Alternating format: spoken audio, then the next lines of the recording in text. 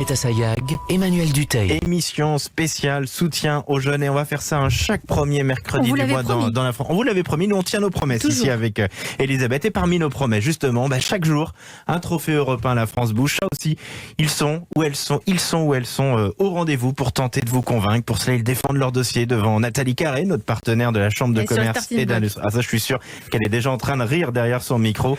Et devant l'œil attentif et exigeant de notre témoin du jour, en l'occurrence aujourd'hui Gilles Gâteau, qui est le directeur général de l'Association pour l'emploi des cadres, que vous connaissez peut-être mieux sous le mot APEC. Alors on est toujours hyper surpris quand on reçoit des candidatures à La France bouge, parce que là aujourd'hui on a une plateforme, elle est née il y a 15 jours. 15 jours, oui, parce que cette crise, elle donne des idées à chacune et chacun d'entre vous. On assiste à des changements de comportement et c'est de là d'ailleurs qu'est née votre idée. Marion Dolisi-Galzi, bonjour. Bonjour, merci de votre invitation. Merci d'être en direct sur Europe 1. Vous avez 49 ans, vous êtes lyonnaise et vous êtes la cofondatrice de Inkaba. Pour un étudiant, il s'agit d'une plateforme solidaire qui met en relation les étudiants en difficulté et les familles qui sont prêtes à leur tendre la main. Vous allez nous présenter Inkaba pour un étudiant. C'est parti pour votre pitch. Vous avez 1 minute. Merci, exactement. Oui, vous avez bien résumé. Avec mon amie Anne Buatier, donc à Lyon, on est très nombreux à être toujours très bouleversés par la situation des étudiants, leur immense isolement d'abord, et puis pour beaucoup des difficultés financières parce que leurs petits jobs ont disparu, pour certains leurs alternances. Et puis un jour, on voit avec Anne une étudiante qui calcule ses courses au centime près sur son smartphone au supermarché. Elle a une boîte de sucre à la main et on se dit qu'on aurait pu potentiellement lui offrir ses courses ce jour-là. Et on se dit surtout que dans nos quartiers autour de nous, il doit y en avoir plein d'autres comme ça et qu'on est nombreux à vouloir les aider, ces jeunes, et à leur tendre la main, comme vous le disiez très bien. Mais comment les identifier, comment les trouver? Alors on s'est dit qu'on allait utiliser la puissance du digital pour pouvoir les mettre en lien et les connecter. Et donc, tout simplement, on va sur inkaba-pour-un-étudiant.fr avec le chiffre 1 à chaque fois. Et puis, les familles qui veulent être parrains remplissent leur formulaire. Les étudiants qui ont besoin d'aide et qui souhaitent rejoindre cette initiative remplissent le formulaire.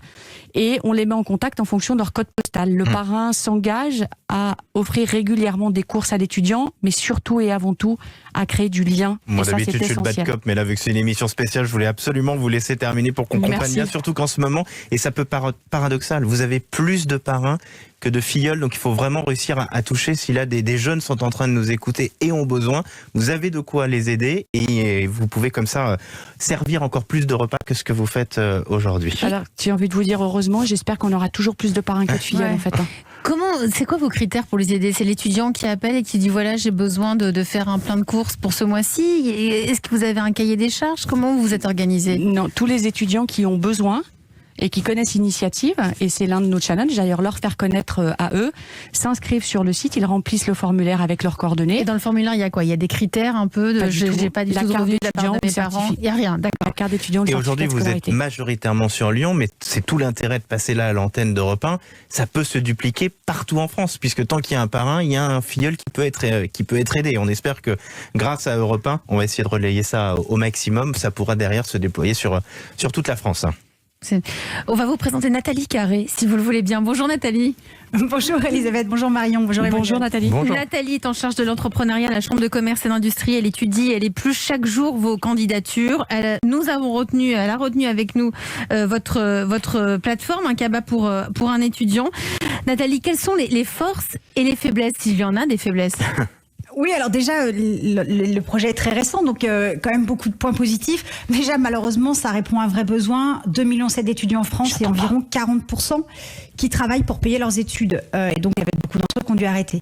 La simplicité de leur formulaire pour demander. Il n'y a aucun frein technique, du coup, pour aider ou être aidé. Et puis surtout, vous l'avez dit, la rencontre qui est générée par la remise du CABA, puisque effectivement, au-delà du soutien, entre guillemets, technique, votre méthode permet un soutien psychologique. Alors, point amélioré, en fait, il y a une vraie psychologie de donner, de recevoir. Il y a des études académiques sur comment ça fonctionne. Et aujourd'hui, ce que vous avez mis en place peut bloquer, alors a priori pas les parrains, mais peut-être effectivement les étudiants. Il faudrait peut-être éventuellement penser à une charte qui donne mieux les règles du jeu, parce que les dons, en fait, ils peuvent être culturels, relationnels, alimentaires, mais tout ça est au choix du parrain et c'est une discussion. Puis peut-être fixer des délais d'engagement, parce que c'est plus facile de dire bon allez, j'ai plus envie de le faire, mais j'attends la fin des 3 mois par exemple, que de dire à l'étudiant j'ai plus envie, j'arrête.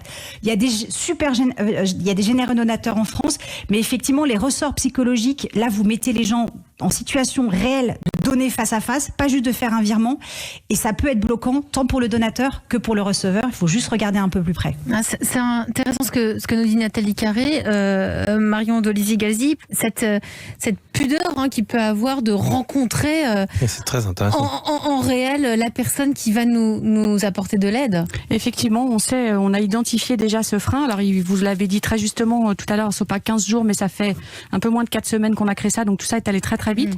On a identifié effectivement ce frein. La charte, merci beaucoup Nathalie pour cette analyse qui est très pertinente et avec des points qu'on a déjà effectivement identifiés et puis d'autres qu'on prendra en compte. Et on travaille beaucoup sur le discours parce qu'on rencontre en fait les étudiants. Comme on a besoin de faire arriver l'information jusqu'à eux, le meilleur moyen qu'on a trouvé aujourd'hui, l'un des meilleurs moyens, c'est beaucoup de se rendre sur place lors des distributions alimentaires.